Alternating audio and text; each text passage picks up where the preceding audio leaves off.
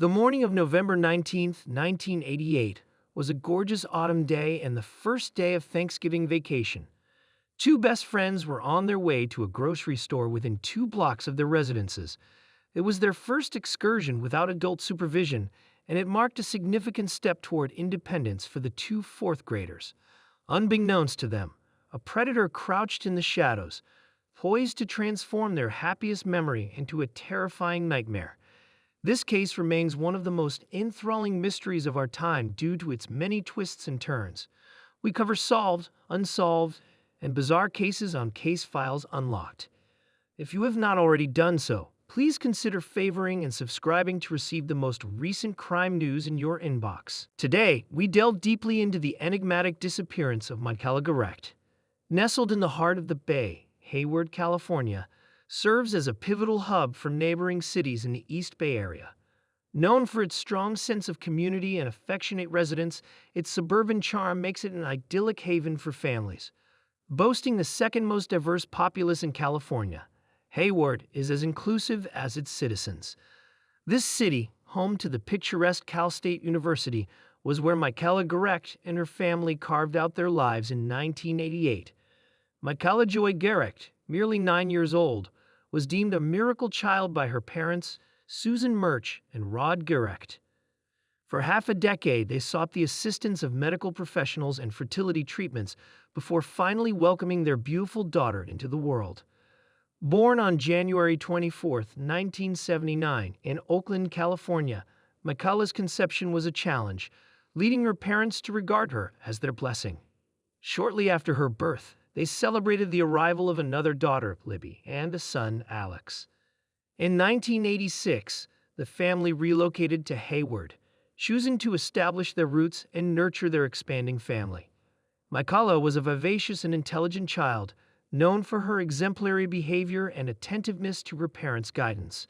Sharon, her mother, was noted for her deep nurturing instincts, often erring on the side of overprotection. She ensured her children never strayed far from home without adult oversight. Her caution was not unwarranted. The 1980s witnessed a surge in child abductions, particularly in California. On a Saturday morning, November 19, 1988, after sharing breakfast with her family, Michela's life took an unexpected turn. Her close friend, Katrina Rodriguez, also 9, proposed a trip to the local grocery store for snacks. Sharon initially responded with a resolute no. However, Michela, disappointed but undeterred, pleaded with her mother, assuring her of their safety and swift return. Recognizing the inevitable growth of her daughter, Sharon acquiesced while issuing a reminder for caution. She provided Michela with $5, and the girls, brimming with excitement, grabbed their scooters. With a heartfelt "I love you, Mom" from Michela, the girls ventured down the block and out of Sharon's sight. Meanwhile, Rod opted to engage in some car maintenance as Sharon returned indoors to clean up post-breakfast.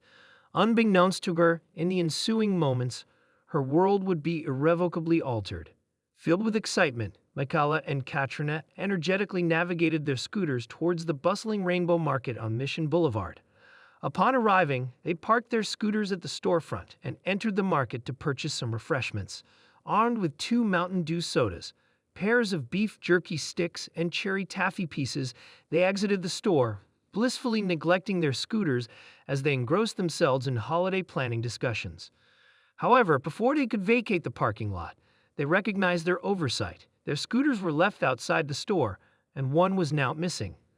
The girls decided to split up to locate the remaining scooter, which was spotted by Michela. It had been relocated 3 parking spaces away, unceremoniously left next to a car. Without hesitation, Michela rushed over to retrieve the scooter. In an alarming twist, a man emerged from the car, seized Michela around the waist, and forced her into the back seat. Paralyzed by fear, Katrina could only watch helplessly as her friend's cries echoed through the parking lot, while the abductor sped away towards Union City.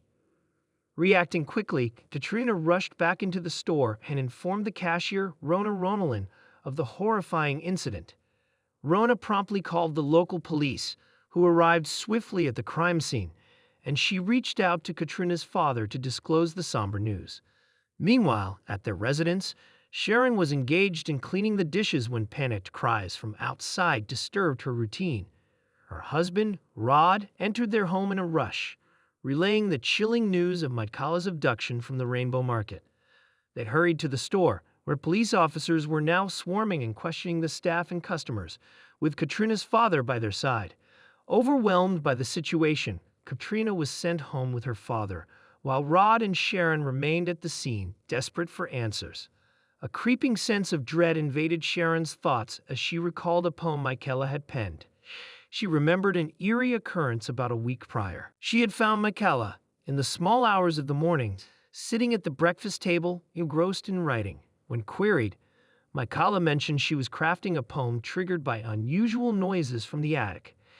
She explained that the poem was focused on individuals who had been abducted and incarcerated, not those who were kidnapped and killed. The ominous theme of the poem, coming from a child as cheerful as Michela, had unnerved Sharon at the time and now seemed disturbingly prophetic. In retrospect, it seems that Michela may have authored the poem as a form of foresight or prediction. Rona, the store cashier, could fortunately recall the man who purportedly abducted Michela. She provided the police with a description of him as a Caucasian male in his 30s, sporting a mustache. She managed to discern the car's color as either burgundy or maroon, but she was unable to provide information about its make or model.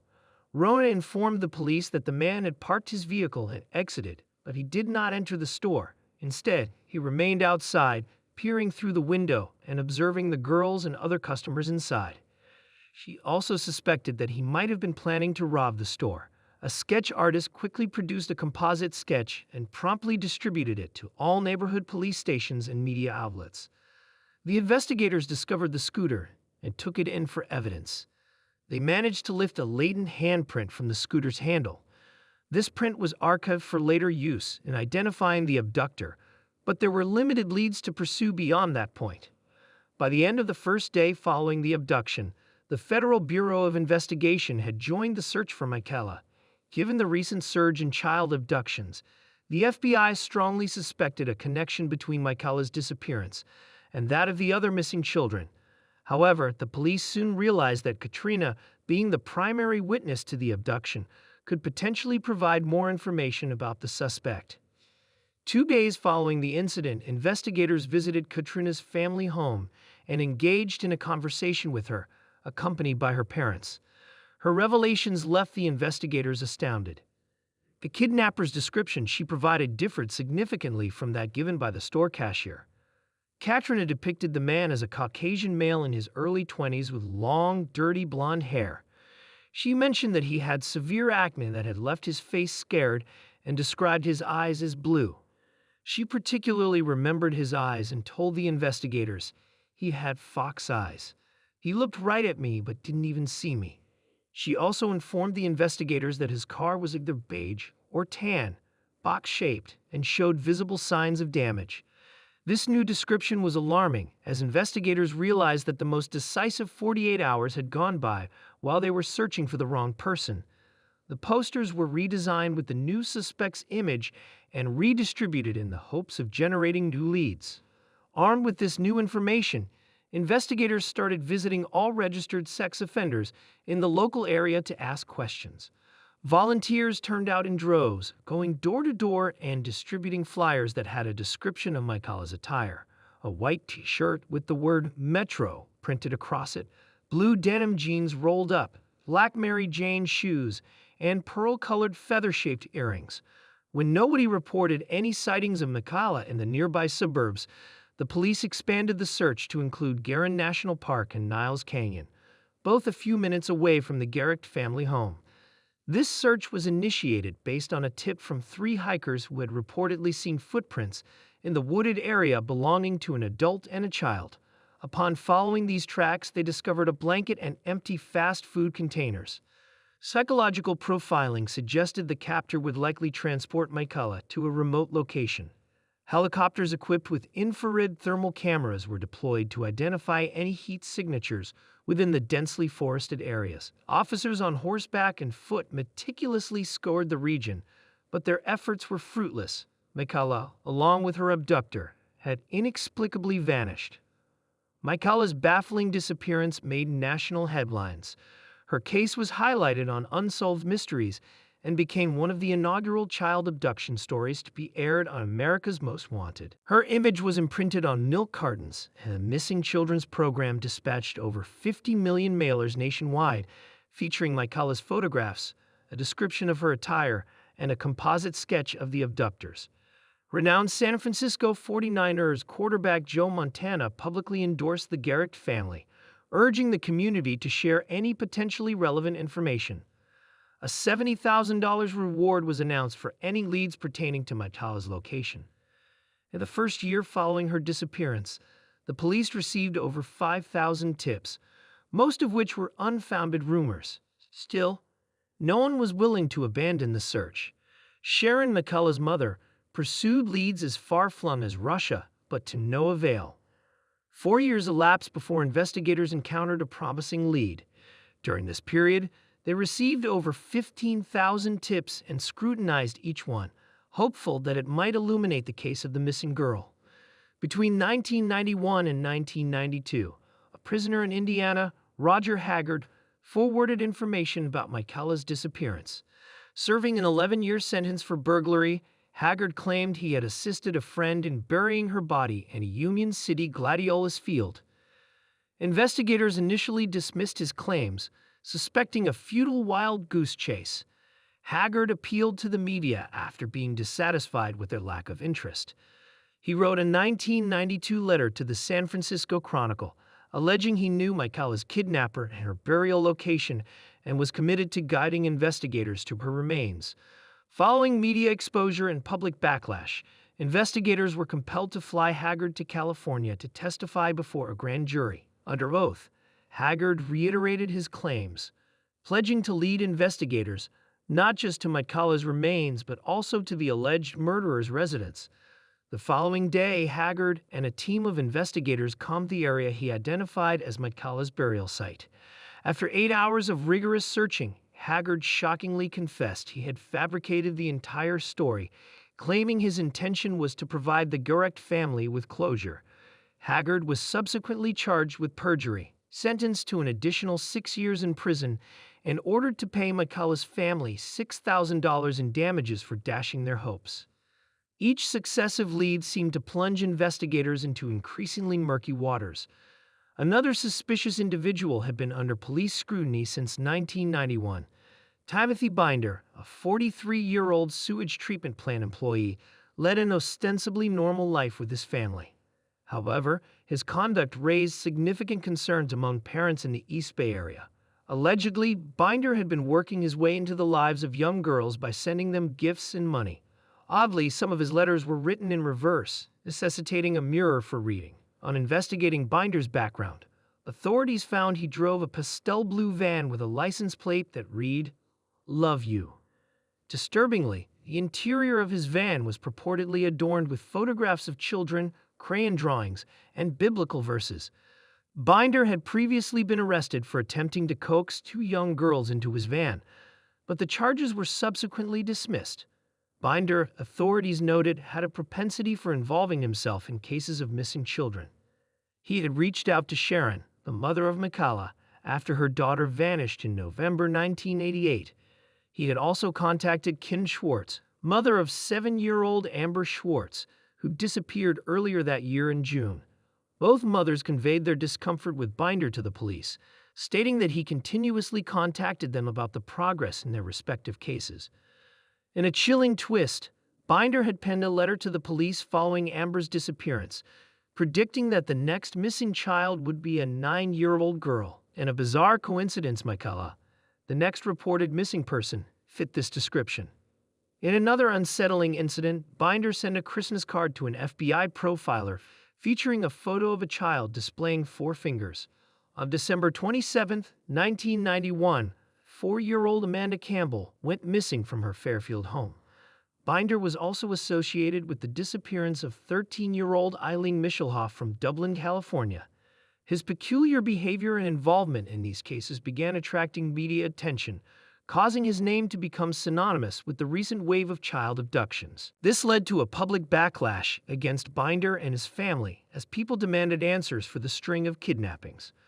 Binder eventually filed a defamation lawsuit against the city of Fairfield, which he won. As the investigation unfolded, the focus on Binder lessened as many began to believe that his main interest was merely to be a significant participant in the investigation. Despite the many enigmas, the case held the public's attention and posed a significant challenge to the investigators. Curtis Dean Anderson also fell under the investigative spotlight. Following his arrest in August 2000, after being taken into custody, Anderson confessed to the kidnapping and murder of 7-year-old Ziana Fairchild from Vallejo, California, in 1999. In a 2007 FBI interview, Anderson professed to having killed an additional 13 women and girls. He also claimed to have abducted and murdered Amber Swartz, a 7-year-old girl he had spotted on a street corner. However, before he could divulge more information, he succumbed to kidney and liver failure on December 9, 2007. Investigators delved into Anderson's background after his chilling confession. Records revealed that Anderson had been stopped in 1989 while driving a brown 1977 Chevy Sedan, which coincidentally matched the vehicle description given by Katrina. His untimely death, however, stalled further investigation into this line of inquiry. Despite this setback, hope persisted. The relentless efforts of the investigators managed to reignite public interest in Michela's abduction, bringing in new leads. A surprising development occurred in August 2012 when Wesley Sherman, one half of the notorious duo known as the Speed Freaks, contacted the Stockton Record after his accomplice, Lauren Herzog, died by suicide. Sherman pointed out that Herzog bore a remarkable resemblance to the composite sketch of the suspect in Michela's case. This observation was supported by Katrina's remark that Herzog had features closely resembling those of the man who abducted Michela. Acting on Sherman's information, investigators excavated a well in Linden, California, where the nefarious duo was believed to have disposed of their victims. They discovered thousands of bone fragments, some of which were suspected to belong to Michela. Despite the continued dedication of investigators, the case remained a perplexing puzzle. 8 years would pass. We can announce that 59-year-old David Mish has been charged with the murder of Michela Garrett. He is in custody at Santa Rita Jail, here in Alameda County. Upon examining David Emery Mish's past, one uncovers a chilling tale of a man who managed to evade justice for an extended period. Born on February 19, 1961, in Chicago, Illinois, Mish's early life remains largely unknown. However, it is evident that by age 16, he had already embarked on a criminal path. In 1977, Mish was found guilty of a burglary offense during which he sexually assaulted a maid at knife point. Although he was apprehended, he was granted parole a year later. However, his freedom was short-lived, as he was arrested in February 1979 on charges of false imprisonment and assault with a deadly weapon, which were later updated to assault with intent to rape. Despite this, Mish was paroled again in September 1981. In May 1988, Mish was caught burglarizing a grocery store in San Leandro and sentenced to 1 year in prison and 1 year of probation. Remarkably, he was released just 6 months later. However, his criminal activities eventually caught up with him in December 1988. Margaret Ball, a 38-year-old woman who had frequently assisted Mish in difficult times, was found by her stepdaughter, brutally beaten and stabbed to death. Her injuries were so severe that her front tooth was discovered some distance from her body. As police discovered evidence linking Mish to the crime, he was arrested and convicted of Margaret's murder. He was sentenced to 18 years to life in 2018, while incarcerated for Margaret Ball's murder. In a shocking turn of events, DNA evidence connected Mish to another double homicide in Fremont, California in 1986. The victims, 18-year-old Michelle Xavier and her 20-year-old best friend Jennifer Dewey, had been out celebrating a family member's birthday on February 2, 1986. After leaving the restaurant, they stopped at a convenience store before heading home. Tragically, shortly after midnight, a motorcyclist found both women's bodies on the side of the road. They had been stripped, stabbed, and shot, and a later autopsy revealed they had also been sexually assaulted. Michelle's car was located 6 miles from where their bodies were found, in a grocery store parking lot. Despite high publicity and offered rewards, all leads eventually went cold over the years. As a result of technological advancements in DNA analysis, detectives were led to David Misch 3 decades later. Misch, who is currently serving his sentence, faces 3 additional charges of murder and 1 for abduction. Nancy O'Malley, the Alameda District Attorney, confirmed that Misch had been indicted for murder and 2 special circumstances, and if found guilty, he could potentially face capital punishment. Hayward Police Chief Tony Chaplin reflected on the tragic disappearance of Michela Garrick, a case that held the Bay Area captive for years.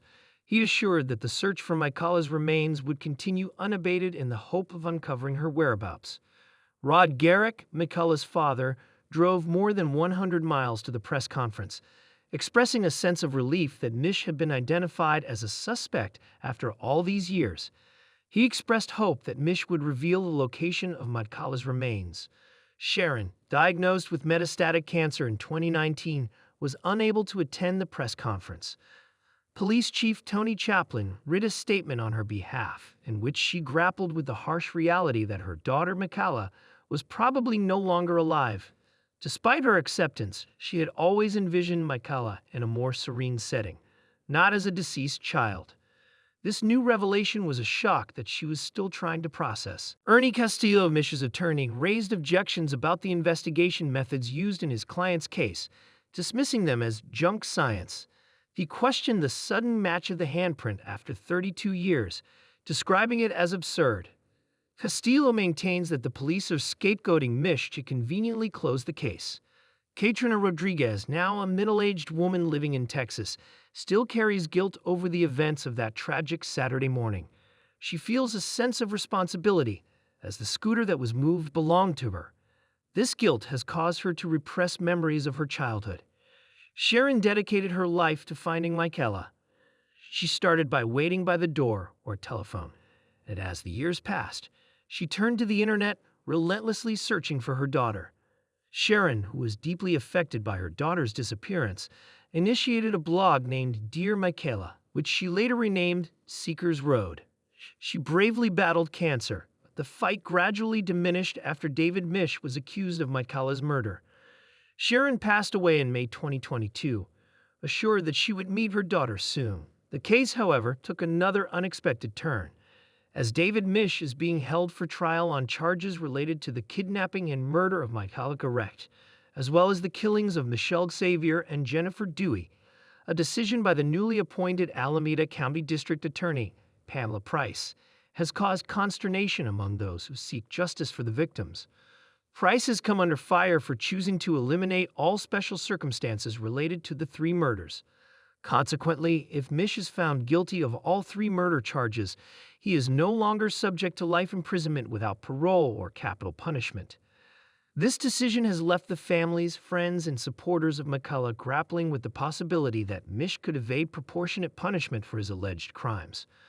Michael Claus, a child safety advocate and father of Polly Claus, who was abducted and murdered in 1993, expressed his disappointment, calling it a complete betrayal. On the other hand, Misch's defense attorney, Eddie Castillo, approved of the decision, stating that each case depends heavily on dubious forensic strategies.